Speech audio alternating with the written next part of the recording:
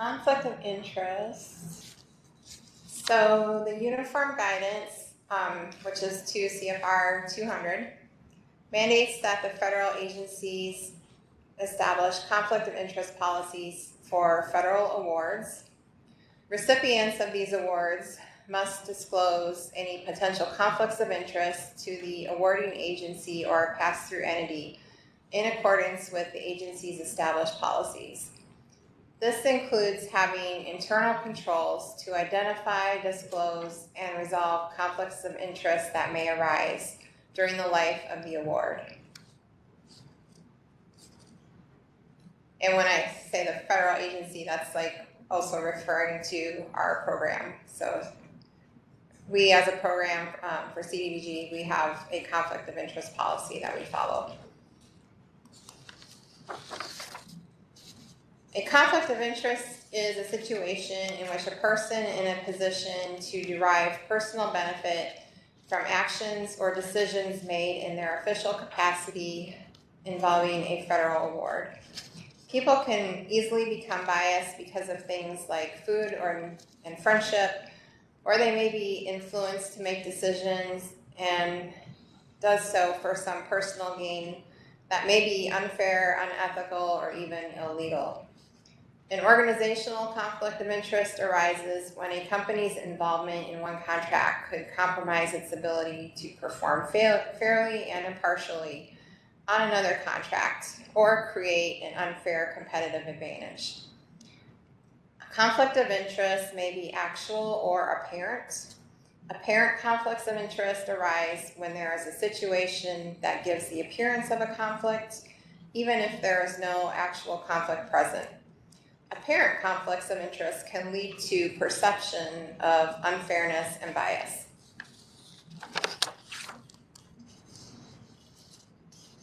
Two CFR 200.318C1 requires recipients and subrecipients to maintain written standards of conduct covering conflicts of interest and governing the actions of its employees engaged in the selection, award, and administration of contracts. It prohibits participation in the procurement process if there is a real or apparent conflict of interest. An employee, officer, agent, and board member of the recipient or subrecipient may neither solicit nor accept gratuities, favors, or anything of monetary value from contractors.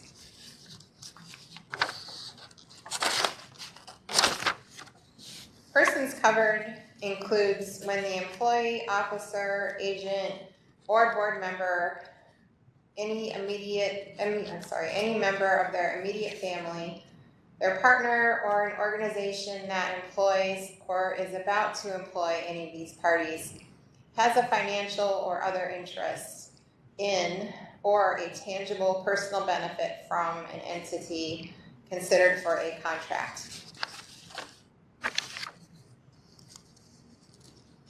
Conflict of interest rules are applicable to the procurement of supplies, equipment, construction, and services.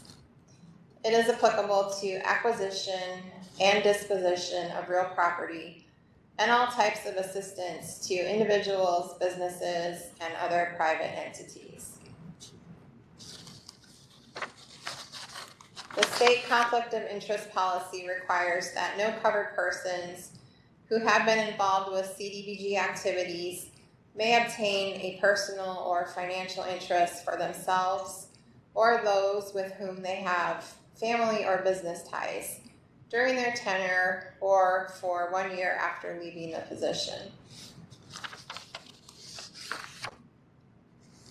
Conflicts of interest can significantly undermine competition by distorting market dynamics and creating unfair advantages. When individuals or organizations face conflicts, their decision may be influenced by personal interest rather than the best interest of the market or their organization, leading to potentially harmful outcomes for consumers, businesses, and the overall economy. Even an apparent conflict of interest may have serious consequences. When there is an apparent or actual conflict of interest, a subrecipient must try to resolve it by publicly disclosing the conflict.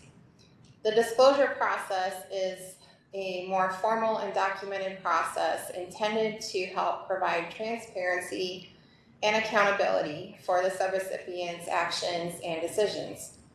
Disclosure of an apparent conflict of interest does not make it an actual conflict, but it may help eliminate the perception. Disclosure of an actual conflict of interest does not remove the conflict, but helps get it out in the open to be properly addressed.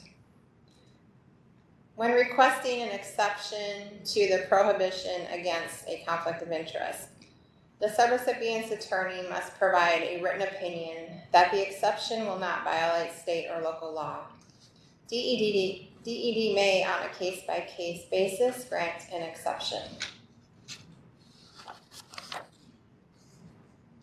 When requesting an exception, the subrecipient will need to demonstrate that open competitive procurement was conducted properly and how allowing the exception will provide a benefit or expertise to the administration of the project. The affected person must withdraw from the award process. All relevant considerations should be addressed in the request.